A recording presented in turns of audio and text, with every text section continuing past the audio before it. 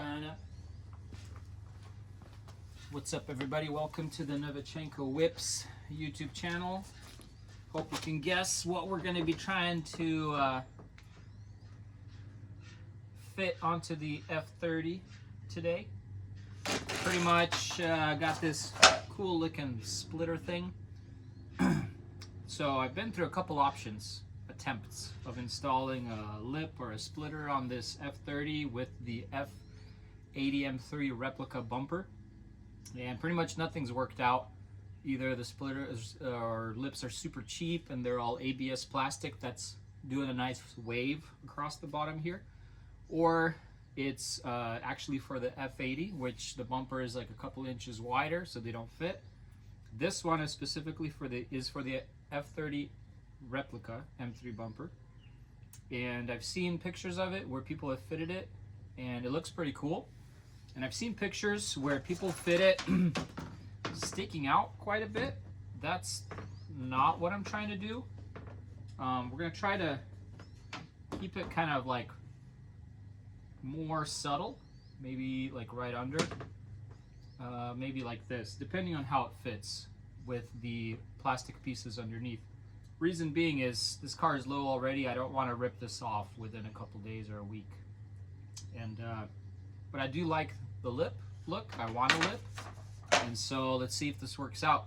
Come along with me. We're gonna have to pre-drill some of our own holes and figure this out as we go.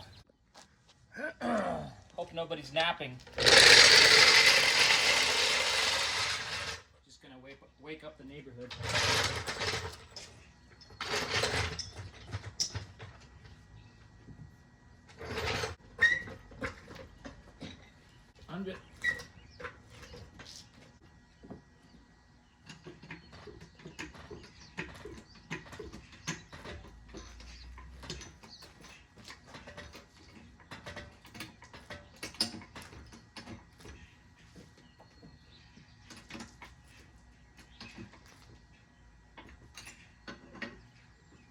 Good access underneath.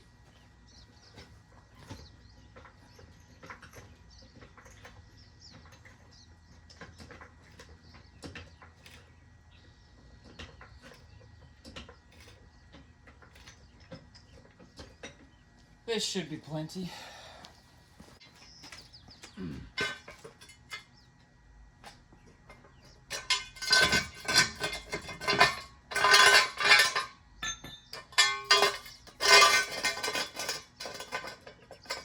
Get some jack stands under the car just in case one of your jacks gives out.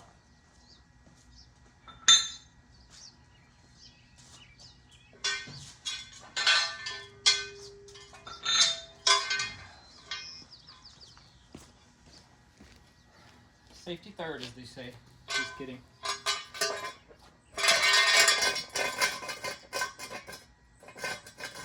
Okay, that should be good. These jacks do release over time, but I don't think we're going to be under there for too long.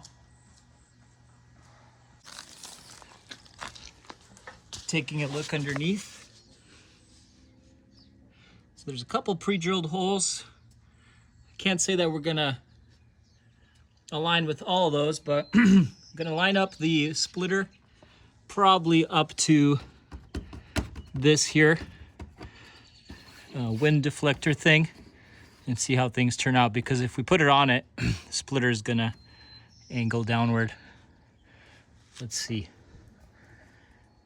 All right, so seems like the splitter's the correct width, and there are a few BMW style, the little 8mm screws that hold the bumper to kind of the under tray. We could probably mock this thing up and carefully drill holes for this to go through that as well, and then we can of course do additional screws to hold it all together. But my quick effort or take will be to try and... Okay, here's a quick mock-up.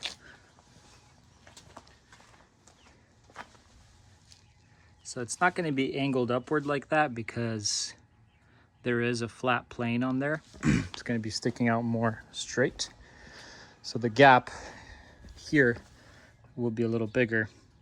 We'll have to figure out to make some kind of unique, maybe very light weight plastic or cylindrical spacers so that this is not just flapping in the wind. We're going to need to reinforce it maybe in 1 or 2 spots.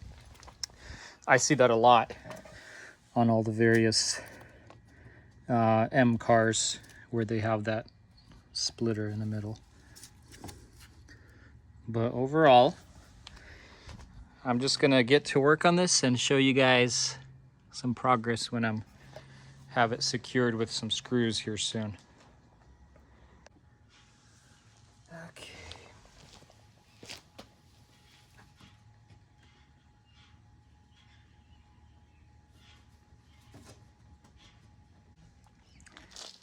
The fitment is not 1,000,000%, but we're getting close.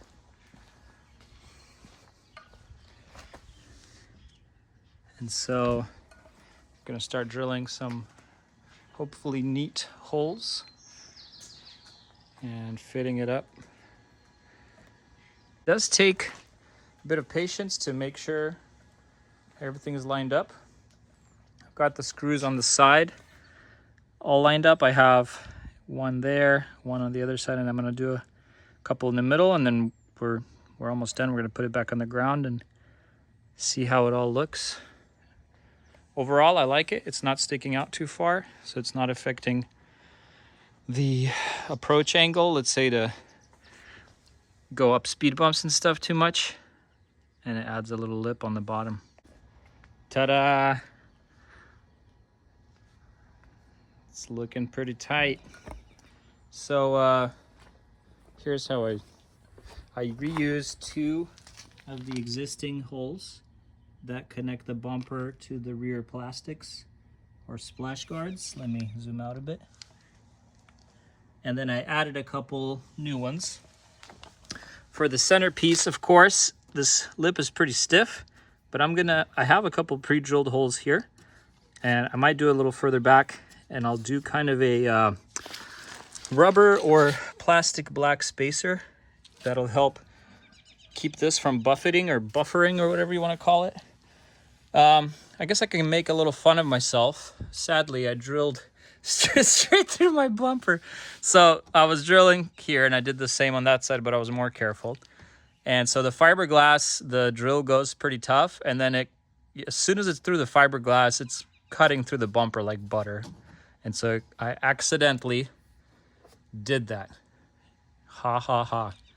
I can fix it though, no big deal. I have some stuff, I can fill it, and then I have the touch-up paint. It's no big deal.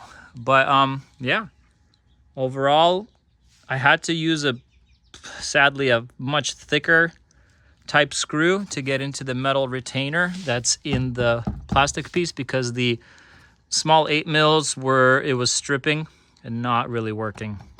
But let me get this spacer in and get her on the ground. Over here, everything is really tight in this section. I just need to reinforce this middle section a bit, and she'll be good to go.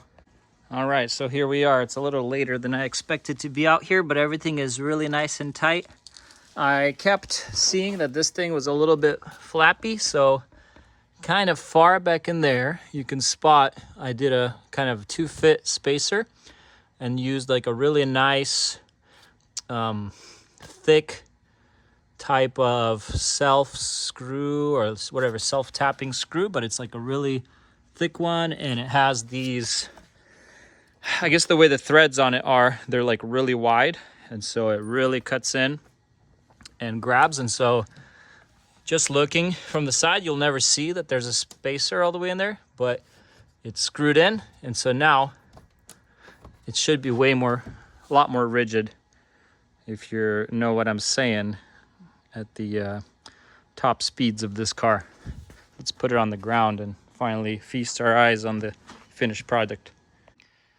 All right, so I was wrong. I rechecked the listing for this carbon fiber lip, and it's real carbon fiber.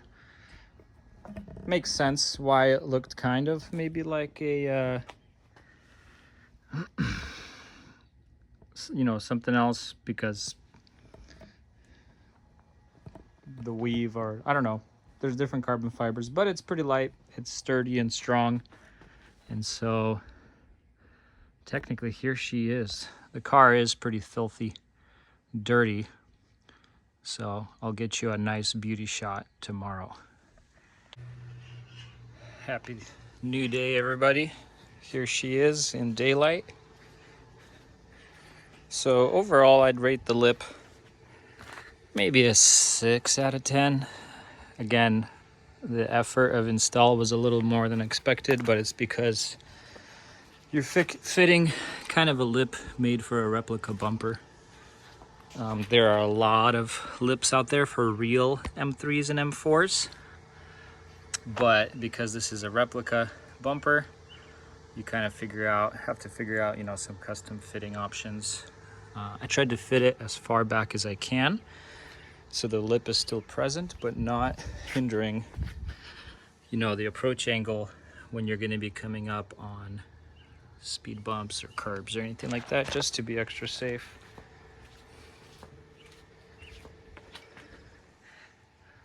Overall, she looks pretty good. I'll keep you updated on how it holds up. Thanks for tuning in.